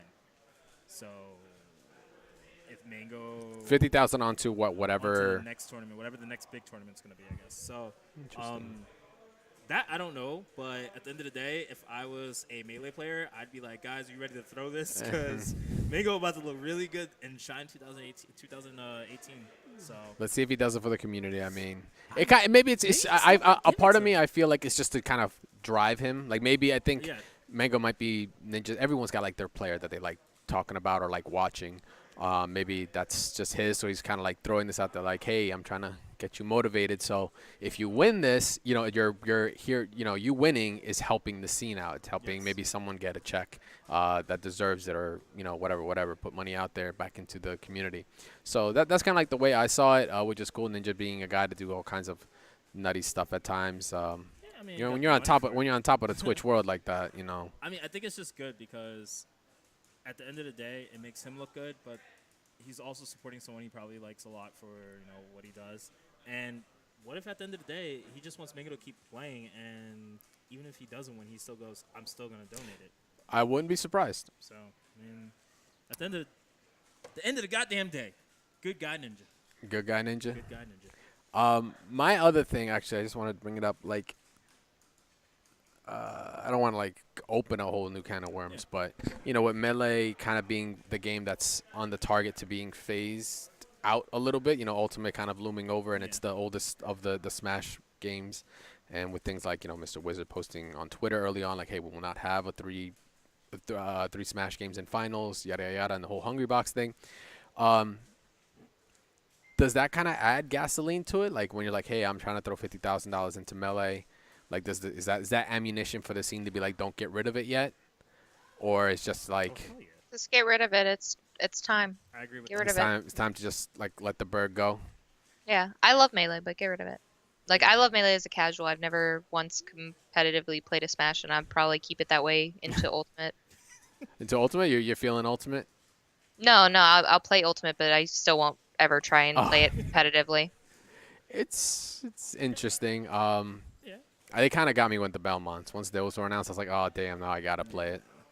I'm always gonna play my boy Roy. Roy? Okay. choice. I love me some Roy. See, Are you a big Fire Emblem fan in general? Nope. I just the red really hair. like Roy. It's the red hair. No, it's the fire power Oh, wow. stuff. Like when I played him in Melee, I was just like, this character's freaking cool. And then I had the Smash 4 for 3DS because I like never bought a Wii U, and yeah, I downloaded him as DLC to my 3DS. So yeah, Roy's a great boy. He's a good boy. Roy's the boy. So, I mean, if this can get 50,000, can UMBC 3 get 50,000? Come back? Somebody. I mean, but no, K-Brad just ran that tournament earlier. Yes, which is awesome. We definitely should talk more about that. I'm gonna hit him up, but I will say this. Yes, Melee is going to have a lot more fire, but it's still in that same spot it's been with Nintendo this whole time, which is it's in the backyard. It's the ugly sister. Nobody wants to talk to it. Oh, God. It's rough, bro. That's a little harsh. Damn, man. Yeah, you just Yeah. telling how it is. I mean, like We it's could not go like on and on, though, right? Yeah. So. But at the end of the day, I think that what he's doing here is just like what K-Brad's doing for UMBC 3. They're trying to fuel fire to get it to be noticed again and to not get thrown away. And I don't think it's a bad thing. Melee is kind of old. sometimes you just got to let go. Yeah. Words from Meza. Thank you. All right, next we got, what is the next one we do have? So this is a good one. Yeah, right up your alley. So, with the early heartbreak that I had this year, hoping for an MK11 announcement, my soul kind of lost a little bit of light. You died. Yeah, I was pretty mad that episode. But Ed Boon tweeted out, of course, it's been 8 years since we opened up NetherRealm Studios, and while we're not quite ready to talk about our next game, be assured we're here. Be assured everyone here is working very hard to make it our best game yet. Speculation. You can speculate all you want. Ed being a known troll, not to say this is a troll, but he'll say anything to kind of mess with people, right? That's been his MO for a good while. It's no surprise that they are working on something else. Injustice 2 has made its way. It's got its competitive season still, but it's not like they've been just sitting down and not developing something new, right? Like MKX left pretty open. We still have plenty that we can build from that. We're just going right to Mortal Kombat because that's just the pattern, right? MK, Injustice, 2 years later, MK, or after the game goes gold, we come back, we hit X. Now we had Injustice 2. They broke the mold now. We knew that they were breaking the mold. They didn't know we caught on for some reason. And possibly because this looks a little different. DLC in Injustice 2? I don't More? know. Maybe you might get Injustice 3. No, we're not gonna get Injustice So 3. you're I gonna have think MK, I I'm guess. pretty sure she Something. can agree. We're probably a little superheroed out right now. I think they're gonna come back to form to MK, and just kind of continue building it to the next level like they have been since 9. I'll just say this: what if we just get a completely new IP? It hasn't been done lately in the NRS since Injustice 1 came out. So new IP. That'd be interesting, but I mean, what are your takes on it? You've been a developer for NRS before on Injustice 2. Of course, not to say I don't know what your involvement is now, but what's your take on Ed Boon's tweet? Ed's a really good guy, and I know that everyone at that studio works really hard. So whatever they're working on now, they're probably working their butts off on it. I felt like I got the Short, clean, and simple, man. That's just how it is. Like, she's lived it, so she would know better. And I don't doubt it. Mocap Studio's a cool place. They always have donuts. See, that's what a company needs. As long as you got donuts. We got donuts? All right. But, yeah, so, hard at work on the next game. When that trailer drops and we see it, we're all going to lose our collective minds. I think I'm going to be excited about it because it's been a while since we've seen a really, really, new update for a new game for NRS. Well, yeah, because they've been doing Injustice 2. And I feel like I've kind of fell off that rocker for a bit. Because I still like watching it, but I feel like it's just gone now. So I'm like, what's next for NRS? Like, I'm kind of excited for that. The game went gold as well. Like I said, it was a whole pattern thing. Once it goes gold, it's kind of like has been the stigma of like, all right, that's it. That's kind of like this is the last one. This is what we got left over, and then move on to the next thing. They're just taking a quick left turn for us, and we're just gonna have to hold that until they decide to release something. In the meantime, though, Arc Revo, yeah. I kept trying to say like 8. Never mind. Sorry, I mess it up every day. Arc Revo World Tour, which was the tour that was announced out in Evo, where it's covering the anime games, the Guilty Gear, Blaze Blue Cross Tag, and Calamity. Oh, not Calamity. Chrono Phantasm. What is it now? Central Fiction. Central Fiction. Thank you. There's been there have been so many like subtitles to that game. Yeah, so they we got a little bit of small update as to like the total amount of money that they're putting in, which is $100,000 being distributed out, as well as I think they did state the stops already. They said some of the stops. So This isn't all of them. No, this isn't all of them. Supposedly they're supposed to be adding additional ones to the tour down the road. I think they're going to be smaller ones that lead up to it to like kind of give people another way in. Because I know from what I counted, there was only, I think, 10. Yeah, there was only 10 spots, but I would imagine they want 16 at the end of the day. So a top 16 would seem more suitable than a top 10. Gotcha. And right now, most of these places are catered more towards us right now in America. Yeah, we have the most. We have 4. We do. But Europe has a good amount of stops too as well. So obviously you could see there Evo 2019 in Las Vegas. So that's a ways away from now. But Frosty Fostings, which we know happens out in Chicago, CEO, Florida, Texas will have theirs coming up real soon. So that's going to be big. So it's almost like they go backwards. Yeah, it's like funny enough. It's only like it's we got Midwest, we got South, we got we don't have any Northeast. Yeah. Now that I think about it, so but it might be subject to change, like you said earlier. Revolution out in London, which I believe you went to Revolution last year. They have a really dedicated anime scene, but they add other things around it. Mm-hmm. I'm really hoping to go back out this year again to see what they've developed and pushed forward for. The other ones I didn't know about. I didn't expect, more or less. Mm-hmm. But I know Europe's huge, so it's kind of like they're very spread out. So I'm surprised they didn't have more tournaments out in Europe than just these 3. So I don't know. I don't know how they're basing where they're gonna throw their tournaments. If it's based off of a tournament scene already, or if they're just picking locations that are really prominent with a lot of anime players. And then obviously we have Japan, ARCA, Revo, Japan 2018. So we're gonna be seeing that this year. Out in Tokyo. I guess we're gonna try our best to be out there. Yeah. I know you had your experience. Yeah, Evo Japan was a trip. Yeah, and then obviously Evo Japan 2019. So this is weird because by 2019, that means we have almost like a whole year and a half-ish worth. Yeah, they're working on their own time. They're not necessarily. They're gonna want to have their own like time span for their own circuit. It's not like it's included in the Evo World Tour circuit or like what is it? The Fighters World Tour. It's like their own thing. You know, they're running on their own clock, so it doesn't. Like October.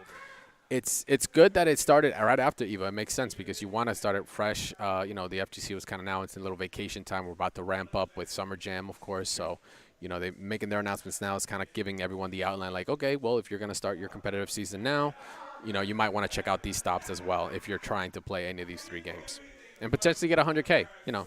Well, the 100K is supposedly spread across all games. Okay, 33, 3, 3, 3, and 33 cents. There you go. At least each tournament. But regardless, this is still good for a lot of the anime players who've been waiting for that chance to kind of play their favorite game that they've been grinding for like 4 or 5 years. Yeah, I mean, it's like you said earlier, it's including and Guilty's getting mad love too. Funny enough, you know, it's also part of the Red Bull Conquest circuit. Yes. So it's like now it's in 2 different tours when money being put in it. Kind of like it's looking like Guilty might be getting revved up to no pun intended to a new actual announcement soon as well. Huh? That's been happening a lot. All these puns today. Yeah, we're just on some kind of point today. Must be just the company we keep. That's all it is. All right, so with that, oh God, I just noticed that note. That was a thing. Yeah, it's a thing. So I know somewhere out there, the boy Frankie Sisto is just feeling all kinds of good because his game got announced, the sequel to it. Do you play Windjammers by any chance? I do not. Oh, you should. It's actually stupid hype.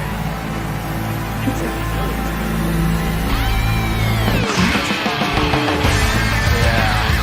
So this is, you know, in lieu of it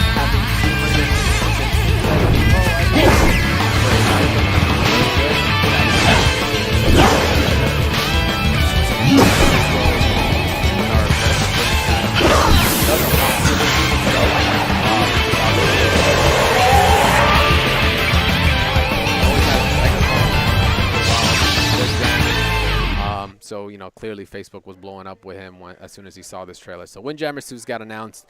And it's been like funny enough. It's like, well, what does this have to do with the FGC? For some reason, like Windjammers has always been at like kind of had an underground scene within the FGC. Because I can think back to some of my earliest tournaments at like Winter Brawl like 8 or 7, and cats like Jaxel had it as a tied tournament then, which is very odd. And now to see it like kind of come full circle after all this time that it built its own little community. Now it's like, oh well, here's the second one. It's just weird, man. I get the competitive aspect, but I just never thought it would get another game.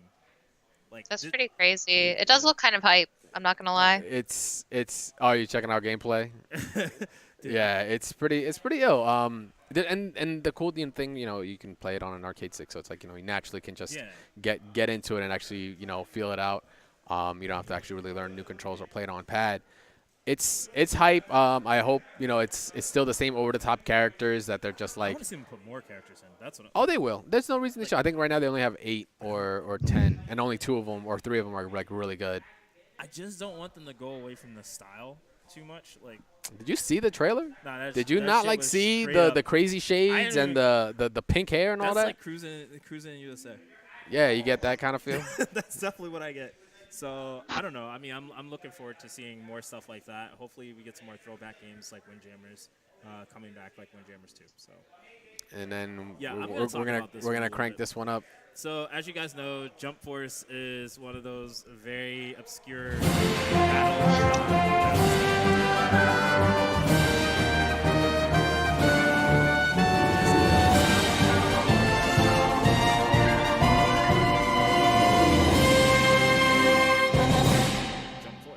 So if you guys remember seeing at E3, they had Frieza, Goku, Naruto. The game, I'm gonna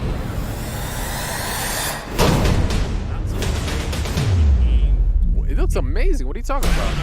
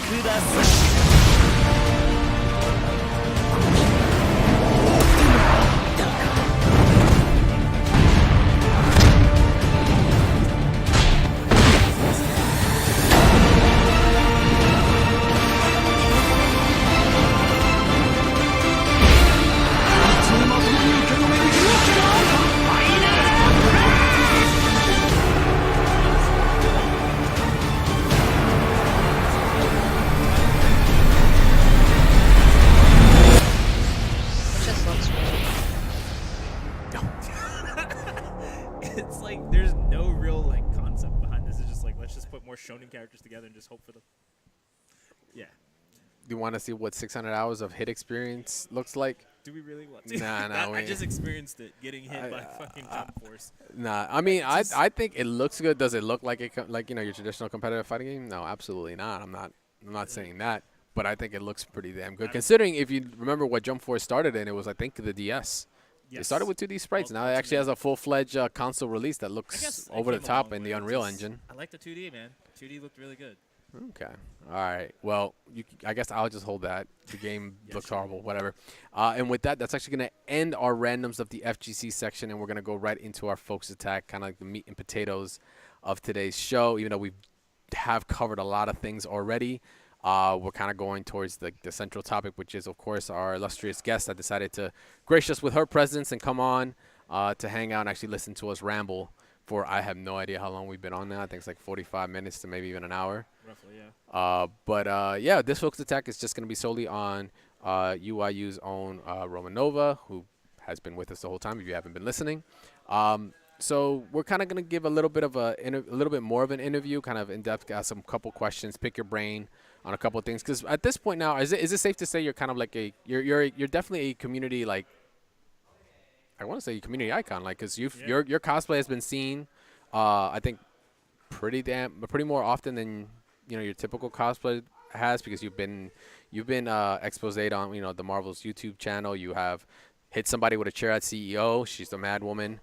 You know, like she and like Oh she was my in the god. finals as well for the ESL for Injustice with an Uh, insane cosplay. Like you've been kind of shown off, and then you've decided to make that podcast show, the Red Ribbon Retrospect as well, because of I'm assuming your passion for Dragon Ball Fighters. Um, yeah. so it's pretty safe to say you definitely want to contribute to the community, and you definitely keep your eye on it, and you definitely have a passion and love for it. So we kind of want to just like pick your brain a little bit for a couple of questions here. Yeah, I apologize if the energy has been a little low tonight. I've like tried like during the day, even at work today, to have like a couple cups of coffee, and I'm still like, It is woo. okay. It's a whole lot of info to throw at you. It's probably it's kind of late for us as it is Yeah. anyway. So it's all cool. The fact that you've taken the time to actually come out and sit down with us. It's way more than it's very much This kind of appreciated, stuff, right? giving back to people like, and other people in the community means a lot to me. So it was my pleasure to be a part of this with you guys.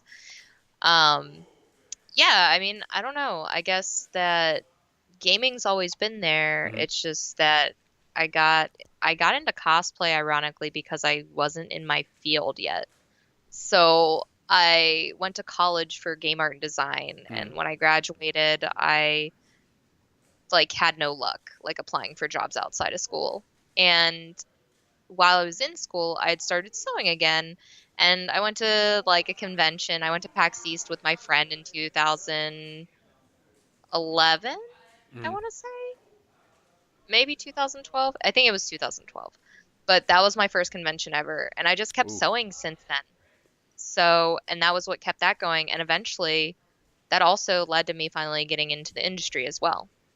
So cosplaying did actually bridge you into getting a job in industry or actually Yeah, working in in the the industry. industry, yeah. I mean, like, don't get me wrong, like, I didn't I wouldn't have ever thought that I was going to end up in QA at first, Hmm. but I actually like it. And where I'm at now at High Res, I really like being there too. Like I really, really like it. Like I've gone from starting out at NRS Hmm. to now like leveling up to like a full-time position with like benefit. You know what I mean? Like I'm an actual employee, like full-time now at a company, and it's all because of like not just my schooling background, but from my love for these games.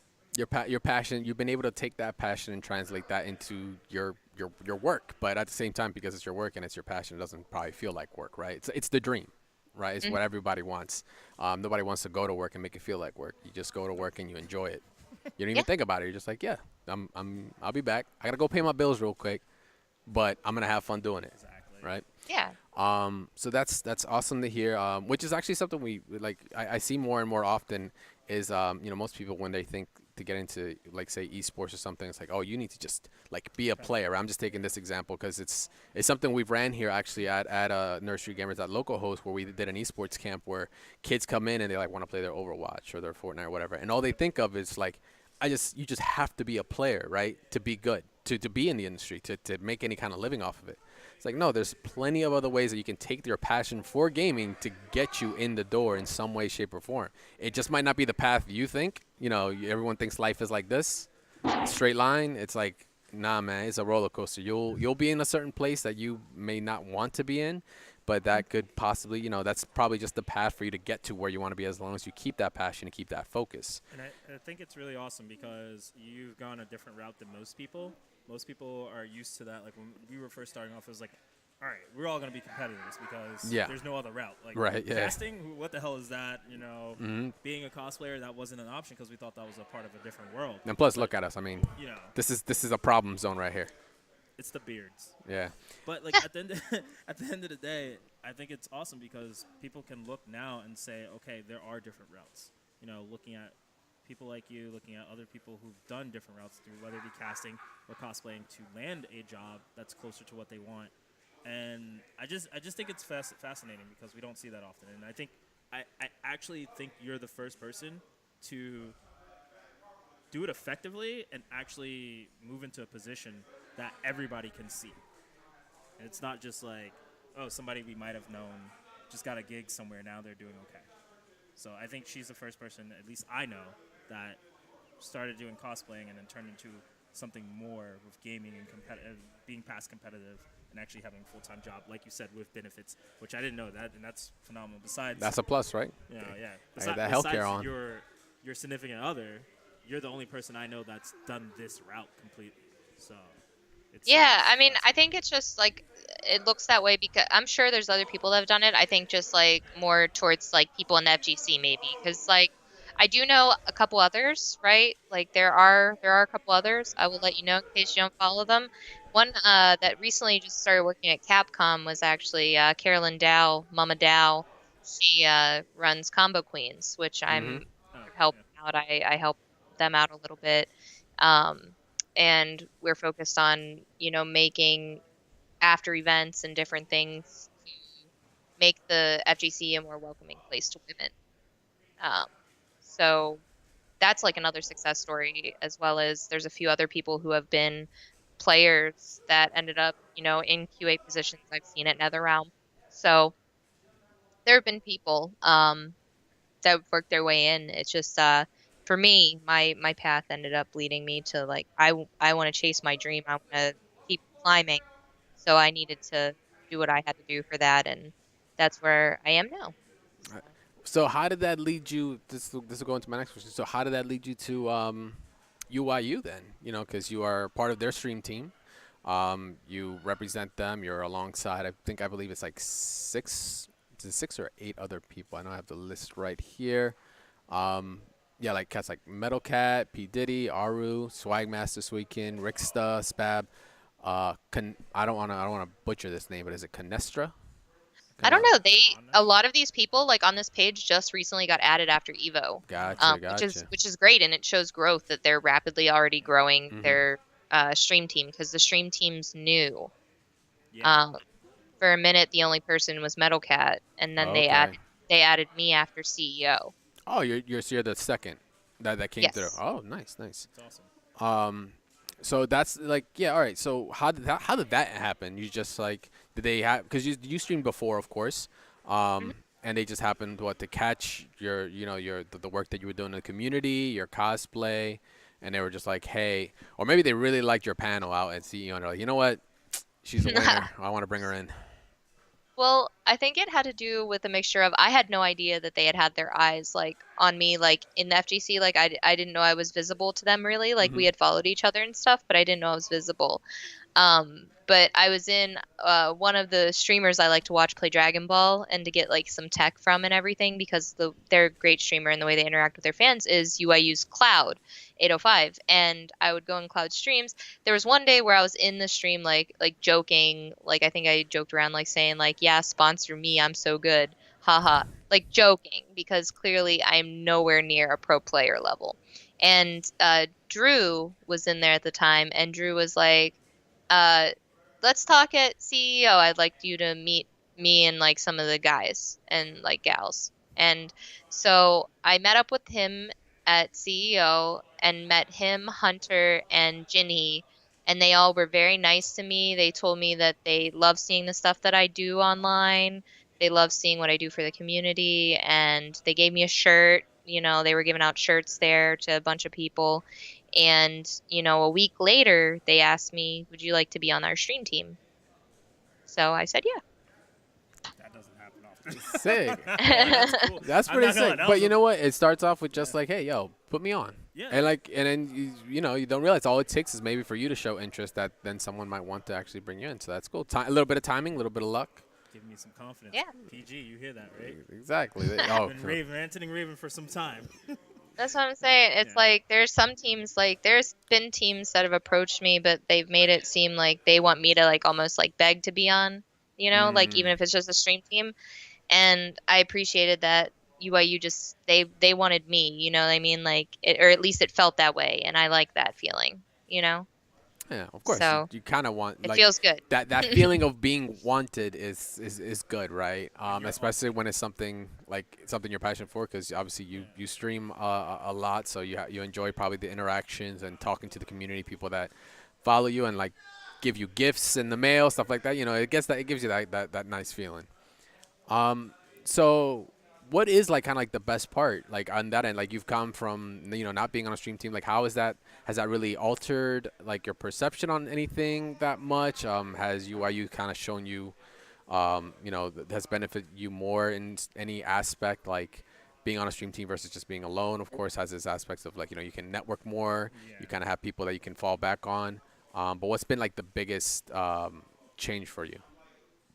The thing that's really beautiful is like they're like a family. So I feel like I have support to fall back on if I'm, just maybe I'm having a rough day, need to talk. Like they're there and they're so there that where I moved to in Georgia, they actually don't live that far from here, Mm-hmm. Hunter and Drew, and they were nice enough when we had to move all of our stuff into the new house off of the U boxes that we had.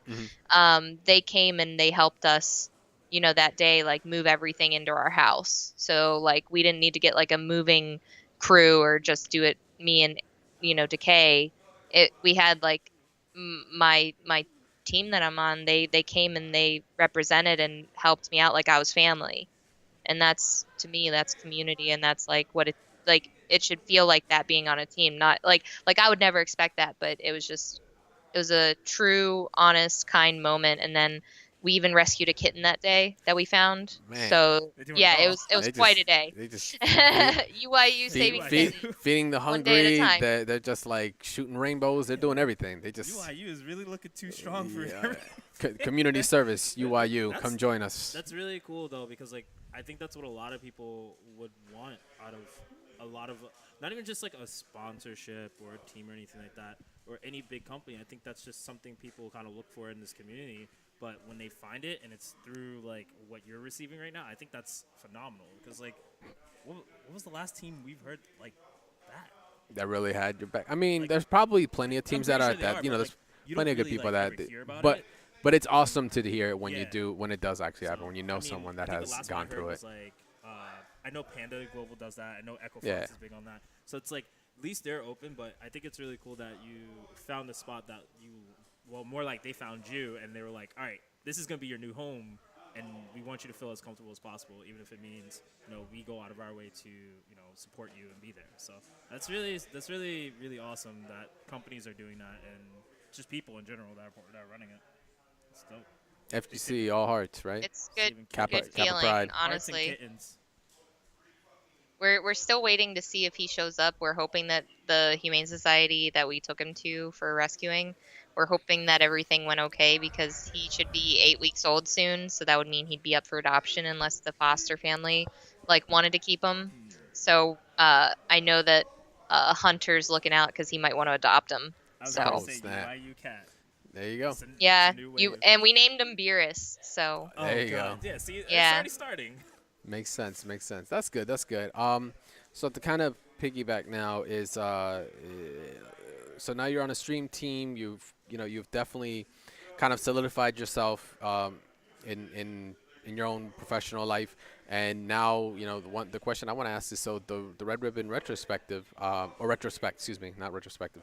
That podcast, where'd that come from? Is it a byproduct from the fighters hype? Were you always a fan of Dragon Ball in general like that? Or did you just go like, you know what, I kind of want to put this energy to something. I want to kind of give back to the community, and you kind of just hit your passion like everything else. You're kind of shooting for that, and you developed the show that way. So I've loved Dragon Ball since I was a kid. I think I was like 9 years old when I started watching Dragon Ball Z. Mhm. And I remember, coming home from school and catching new episodes. I remember live, in obviously the dub, because I would days. watch it on Toonami. Oh, Coming God. home and waiting stop for it, the stop episode when I first saw Goku go Super Saiyan for the first time. Getting goosebumps. I Stop. have I still have Beckett collector magazines with Oh my goodness. me circling pictures of Trunks because I was a 10-year-old girl obsessed thinking Trunks was such a babe, having Hey. my first how everyone has their first waifu. I had my first husbando, right? And yeah, so I've like loved Dragon Ball forever. And then when I saw a game like this coming out, because I played like the other games, like I remember I used to work as a game reviewer for a minute, and I reviewed like Budokai, like the first Budokai, Wow, like really? GameCube. Like I loved the first Budokai, but like as a competitive player now, I could probably never play those games again and enjoy them like I used to. So like when I saw Fighters, I was like, this game, Yes. this is my game. And like as the community started to develop for it, because it's a community that's forming from all these other communities that already exist, it's new. I was like, how can I support this? Well, I already write a blog for NRS stuff, like with interviews. I don't want to do the same thing. So I was like, what could I do with the podcast? And I remember sitting at my desk at work and trying to come up with like cool names because I like Android 18 a lot. And I was like, RR, like what could go with that? Like what kind of talk show kind of names, and retrospective. And then I was like, oh, Red Ribbon Retrospect. That works. So And then the rest is history. You're like, all right, yeah, flip the switch. We're making it happen live. yeah. That's So that's good. That's good. So I was just about to ask. Did so 18, like, not to like go on about that, but like 18, is that Bay though, for real? yeah, Have you that's always like like even since you were a kid, you were just like I was all for 18? Like once I it's off. liked 18 a lot when I was younger because she was like the one strong female character that like stuck out to me. Like Bulma, I liked, but Bulma was always like more of the damsel in distress role. Mm-hmm. And as a younger kid, trying to be tough and like being a woman, it meant a lot to me to see somebody powerful like Android 18, and her just kind of like she don't give a shit. Like Yeah. she's gonna Yeah, she's she- gonna she's a badass. She'll break Son, Vegeta's arm. I if was she has just to. about to say, son, she's the one that reminded us that these Saiyans are nothing apparently, Yeah, because no. when that kick happened, ooh!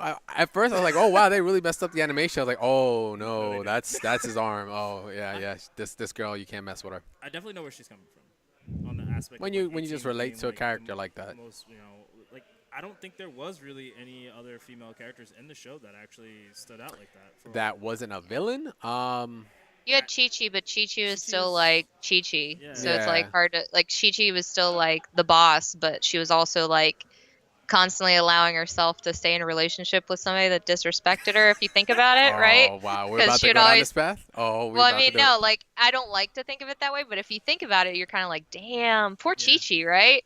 Like I go back and I watch because my boyfriend actually grew up never watching Dragon Ball Wow, Z. really? Yeah, and he started liking it when I was watching Super, and so we went back and watched all of Z together.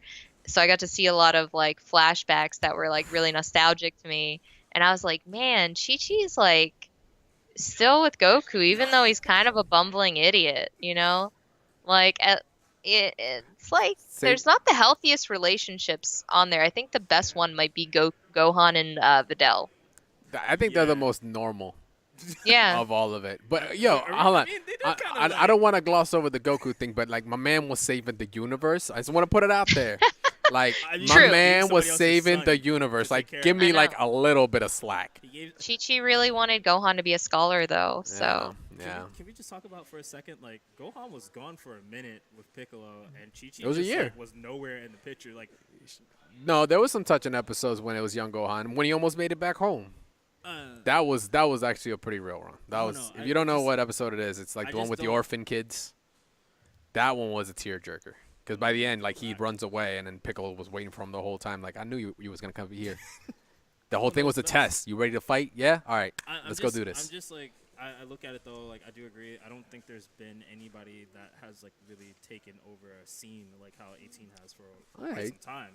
And her having her brother, so like you just don't care about the brother because 18's clearly the no, 17's great. I can't wait for 17 to come out. So, so you do know about that whole Yeah. the data mine. Of course you would. I mean, I shouldn't doubt her. Dragon Ball, I man. can't I doubt was her. I was Can't doubt upset her. there was only a cooler trailer. Yeah, because you know what's the next funny? is 17. Yeah, They're yeah. baiting you. Ju right? Hachiko did not What if 17 come just out. never came out? Oh, come on, man. That would be messed up, right? Don't be mean. They need Don't him. jinx it. He's the Monster Island Ranger. They need the Monster Island Ranger. Okay, Yeah. would you prefer 17 or Super 17? 17. We Super- don't talk yeah, about GT. Thank Good you. answer. We don't talk That's a good about. answer. I We didn't- know. I didn't check your knowledge, right? We GT pretend it knowledge, didn't. right? We pretend it didn't happen. One of my friends Basically. actually was at a con and there was like a GT apologist panel. Wow, really? They could, hmm why would they even put themselves out there like that to get? Because they know what they did. They know what they did. All right, so hold on. And we could talk about Dragon Ball all night. hmm It's got mad. But one thing I want to say, that is definitely the power of the IP. Like, as soon as I saw the game when it got dropped, I was like, this is gonna like make so many. Like you said earlier, a lot of communities actually came in playing this game. You know, whether it be you were an anime fighter, versus fighter, you know, just even just anyone that's just enjoyed Smash, whatever. Yeah, you're right. Yeah, Smash, Leffen, you know, they came together to play the game because it was just like the power of the IP, the power of like that it's Dragon Ball. It's way bigger than it just being a game. It's like it's Dragon Ball, right? Like everyone has a story about it. Everyone got hit with it. A lot of people in our, you know, in the FGC would just get hit, you know, growing up with it, like how she just stated with her, you know, her experiences with it.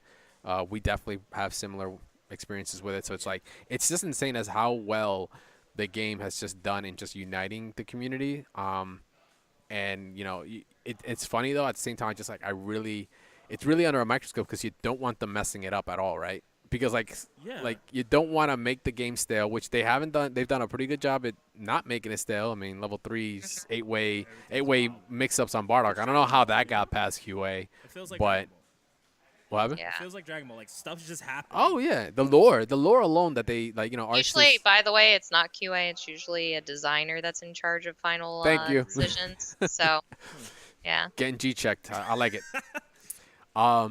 So yeah, the game itself is just on a whole other level, and with it, you know, we're closing out.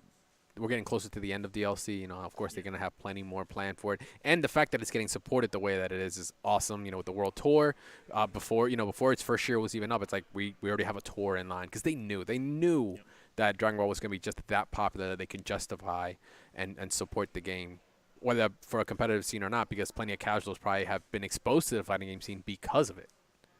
Because they're like, yo, a Dragon Ball fighting game, cool, and then they realize, oh, there's a whole scene for this. hmm So yeah, it's kind of been a trip. I want to keep ranting on it, man. I'm gonna go all night. So when it comes to let me see.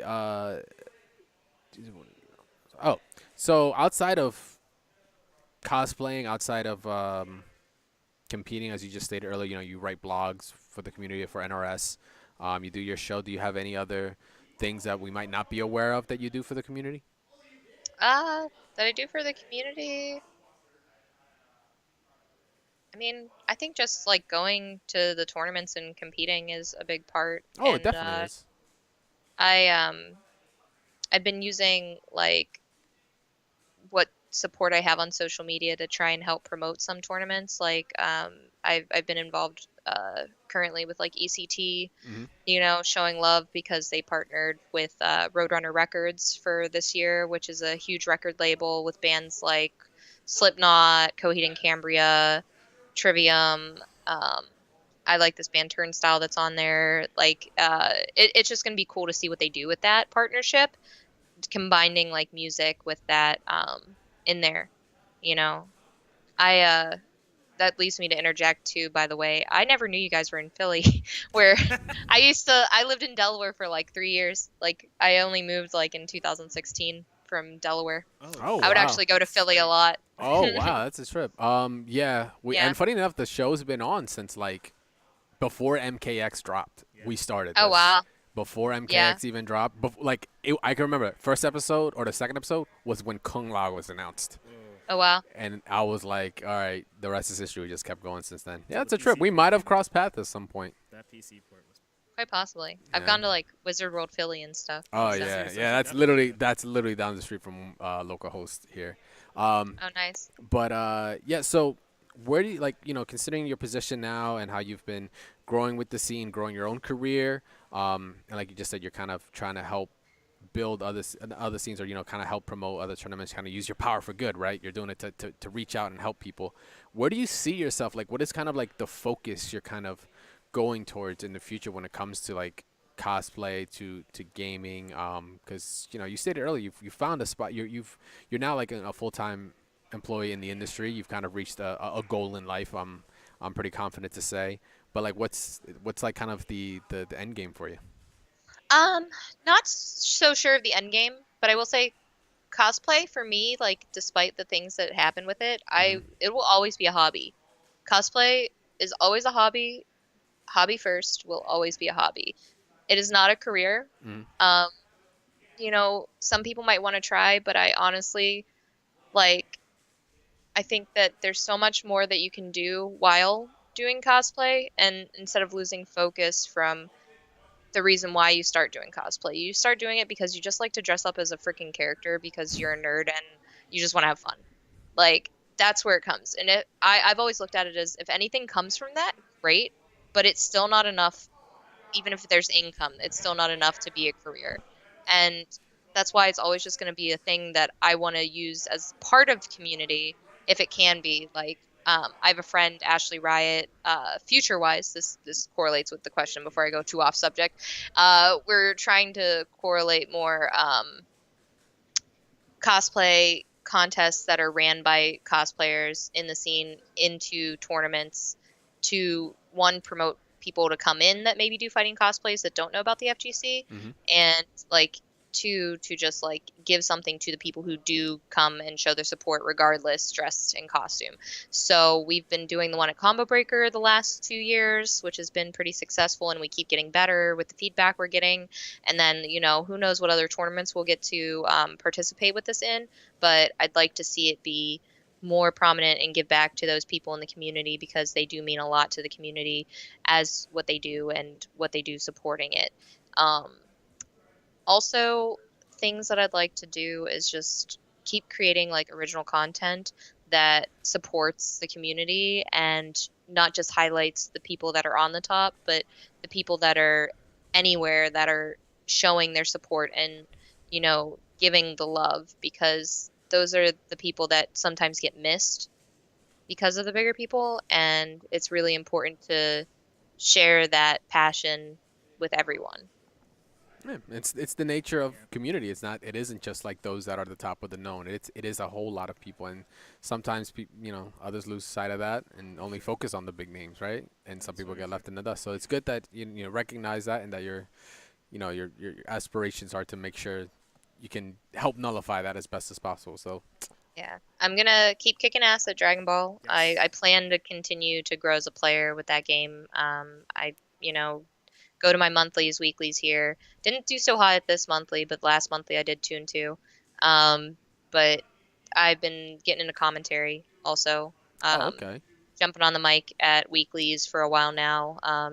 Before I moved here at GGA for Injustice, and then now I'm getting on some at the weekly for Dragon Ball here.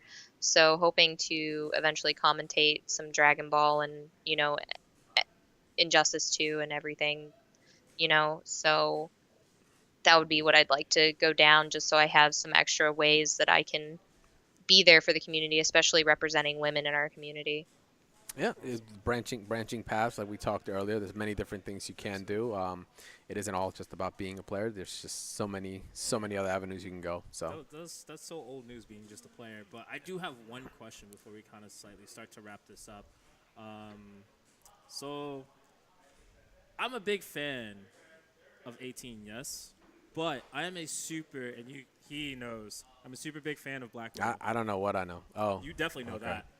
My question is, if Marvel Studios came to you and said, we need a double for Black Widow, would you take that position? I would definitely do it, yeah. Have you seen the YouTube comments on that video, by the way?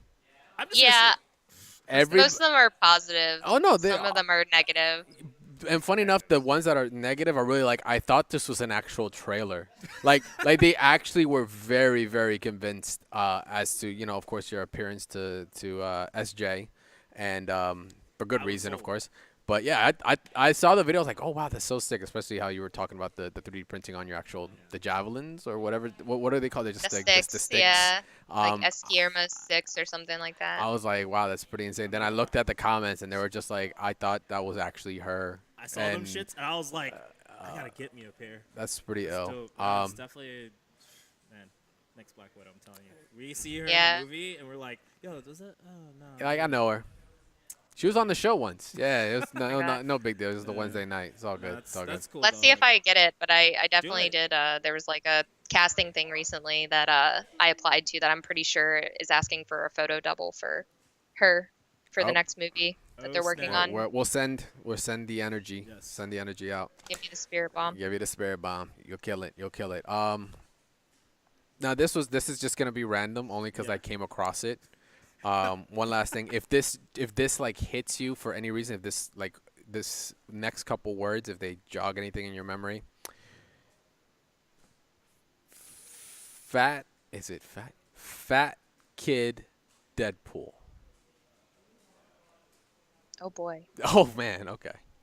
Does that like ring a bell? Yeah. Why? Okay, no, it's just random. I saw that video. I was like, huh? Were you an animator? No, point? don't. Fat kid Deadpool. Because I saw that. Something I didn't know. Dude, it was like, yo, YouTube is like so wild with the stuff that shows up on the right, and I was like, okay, that's kind of rando, and I came across it. I was like, what is this? Should we Okay. talk about this? So, okay. If so you I want, went to school- you don't want to. No, so I went to school for game art and design. Had a lot of projects I had to do. There's a website called polycount.com, and at the time they were hosting a contest where they were saying, I think it was like either like a fighting game character or some kind of like Marvel character or something like that. I forget what it was, but they wanted you to do some kind of comic book character and redesign them, and it be like a certain, and you have to show like the poly count and everything, like make them low poly, etc.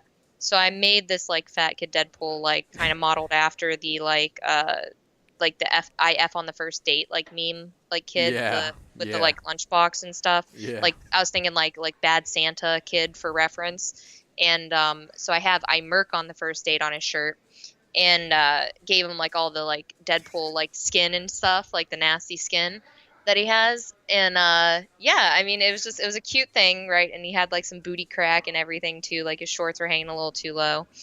But I was terrible at animation. The only reason I keep that online is because it's like almost like a meme itself. It's so bad. Like I never wanted to be an animator, but like in the program I was in, you still had to take animation, and I just hated it. So that is the result of me being in a class for 3 semesters that I hated. I think that was in the first semester that I had to take animation 1, but. Okay, so it wasn't just me. No, yeah, it was so random, but it was funny though. I kind of knew where you were. Like I saw it, I was like, oh, this has to be a meme at this point. Watch it. I just heard you explain it. But yeah, Yeah. animation is no joke. I actually went for media arts and animation. That was my major. It will chew you out. Yeah, I wanted to be a prop modeler, like a 3D prop modeler or a level designer at the time. But I never, ultimately, I would have loved to have been a character modeler, but I was never good at that. Like, I would have liked to have gotten better at that, but that's a dream long gone. But you've gone a different path, but you're still, as long as you're happy, right? Yeah. That's usually how it goes. Yeah, you can't hate the past, you know what I mean? You can only look ahead to the future. And with that, we'll end the interview on that one. Quote it. Put it on the New York Times. All right, and with that, once again, that's actually going to wrap up our interview with Romanova. Thank you very much for hanging out with us. We are at the home stretch. Give us like 5 to 7 more minutes, and we'll be out of your hair. You can go chill. You can relax. Go watch some Dragon Ball Z, and just be done with the show. But I want to say, first of all, thank you for coming out.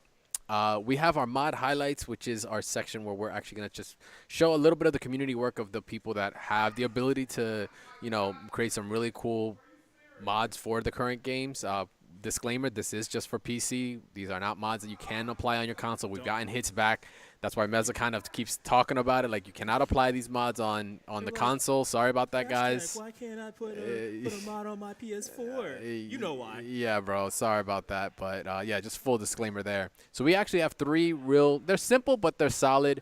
The first one I came across, this is from Fooch. He actually created the Infinity War Iron Man suit. He actually completely remodeled it for Marvel vs. Capcom Oh, wrong Infinite. game. So, what? Oh no, keep going. Oh, you thought it was Marvel 3? Oh yeah, man. Of No, course. They no. do This stuff is for it looks good, Infinite. though. It does No, look it good. looks really good. He Yeah. actually managed to remodel everything, even give it the little the blaze that actually came out his back. This is that whole Iron Man saga where his suit was a part of him, and it was like nanotechnology and stuff like that comes out of his I wonder every day skin. why we don't do PC instead of console, man. I know it's more expensive, but damn. There's a lot of reasons for that. I like the little nod that he kept on the corner on the bottom right screenshot. It kept the new Spider-Man Oh, with yeah, that yeah, one, you know. with the gadgets and everything. Yeah, so shout outs to Fooch for that. You can check him out on Twitter at FEWTCH. And our next one is actually a very simple one. It's nothing too over the top. We do, you know, with base Goku and base Vegeta out, that has given us a little bit more canvas to work with. This next one comes from Desal. He actually just did a quick recolor, a classic recoloring of Goku's iconic outfit, but he gave him the Kid Goku color palette, which at first might not look too different, but you can tell that the actual the red on his outfit is a little darker. The white doesn't even exist on his actual symbol. His It's actually body color yellow. is different too. What's up? It looks like his body color is a little bit different. He might have given him a little bit of a tan. But yeah, he's also rocking the black shirt over the blue. So it was just something simple. It doesn't always have to be the most Yeah. crazy of mods to get its way on here. Neil even puts a picture here for reference. That's cool. But I definitely like that they're using the old school, even more throwback on top of base Vegeta and Goku, stuff like that. yeah. Because we don't see it that often. It's kind of. Yeah, the colors are Something good we that they should come expect. with, but like it would have been nice if they had something like this, like a kind of a nod to old Dragon Ball. So once again, you Nimbus too. yeah, you can check out this mod onfightersmods.com. It is primarily for Dragon Ball Fighters, so you can definitely check out plenty of other things that we have covered before, like Omega Shenron and stuff like that, replacing Broly, and like Imperfect Cell. They did that really dope mod for him as well. Guys, remember, don't go online with these mods unless they're recolors, because 90% of the time you're going to get banned offline. Yeah, you have to get the entity off in order for you to actually get through with it. And then the last one, once again, we're going to hit one of the other base gods. This one's actually Vegeta. No shocker, that's just a Super Saiyan recoloring for the standard base. He's already pretty badass. He didn't have to be Super Saiyan, but, you know, we threw it on anyway. There's no need for a warm-up here. Your boy, you got your boy on the screen just for you. Just make sure you get him some FaceTime. But yeah, just solid. Nothing too crazy. There is a couple of other projects that we want to highlight, but until the artist says like, hey, it's at a state where I'm gonna let you release it, I'm gonna respect them and not actually put it out. But we do have like at least 3 or 4 other projects that you guys can definitely like. But as of right now, you can enjoy these basic mods of the base Goku, base Vegeta, and Iron Man, base Iron Man, whatever you want to call it. That's some solid mods this week. I mean, every week modders always get better and better. I feel like it's never they're never just displeasing ever. No, They I mean just- there's some weird ones. There's like No, Spaghetti no. Goku mod. That's a little Keep weird. your weird ones over there. The ones we know are acceptable, we'll bring over here. Just so I can give credit, so this Leon MB56, once again, this is on Fighters Mods. You can feel free to check that out. These mods are free, unless you go for any ones that have the Patreon, but normally they usually keep it out there for just exclusive ones that are just day ones. Once you like support the artist, you know, give a couple bucks, you get the mod. Why not? Once it's out, it's kind of really out I mean, there they put anyway. all this work into it. You guys should support them. Yeah, just a little bit. I'm pretty sure you know well to support the creative arts. Yes. All right, so with that, that's actually going to do it for us. We're finishing up our episode. This has been Double Tap Live, episode 95. Once again, thank you very much, Romanova, for stopping by, hanging out with us. No You know, we've enjoyed your company, enjoyed your words of wisdom, getting some insight as to someone that's trying to, you know, give back to the community and you know, making great strides. Someone definitely to look up to. Anyone in the FGC that definitely can see that you can go places doing it. She's the perfect example of that. Thanks a lot for listening, guys. You can check us out, of course, on social media. Make sure to follow Nursery Gamers at N3RD, ST Gamers on Twitter, YouTube, and Facebook. You can check out Mash Those Buttons at MTB Site. You can follow me at CrashTagVS. Of course, Meza, we can find you at Meza FGC. Obviously, Twitter, Twitch, different than YouTube, but you guys already know that. and Romanova. Where can we find you? This is your plug segment. Feel free to plug away. Twitter.com/RomanovanRS and on Instagram .com/RomanovanRose. Okay. Is there anyone else you want to Oh, put and out there? firstattend.com is where you can see all the blogs. That's your blogs. Yep, correct. So definitely go check those out. I happen to read one or two of them. She definitely puts in the work, guys. So it's definitely a good read. Go check those out. You can join us on Discord at discord.me/smash those buttons and Nerd Street Gamers. And definitely the best way you guys can contact us are through the comment section on your platform of choice, whether it be the iTunes, Podbean. I'm not going to go through the whole list because we kind of changed it up. We're no longer going to name off like 20 different platforms. But you guys can contact us, whether it be social media or on the comment section. Feedback, of course, is always appreciated. You guys have been very good with, when we're asking for any kind of ways we can develop the show even more. You guys have been giving us great feedback. We appreciate every single one of you that decides to listen in and support us. And, of course, rate and review your favorite podcast. Smash Those Buttons has several other ones hitting other scenes, such as World of Warcraft, where we have two, Torn of the Goblin, and WoW Talk. Of course, we have The Division, and we have Watchpoint Radio, which is our Overwatch podcast that just talks about everything and anything meta when it comes to Overwatch, that esports game that we all so love. And WoW just dropped that patch, so And Battle for Azeroth is live right now, so they got plenty to talk about over there. So feel free to give those guys, Nick, some love. Once again, guys, I am Crash Tag. And this is Meza. And this is Romanova. And that does it for this episode. Thanks a lot for listening, and we'll catch you guys next time. See you guys.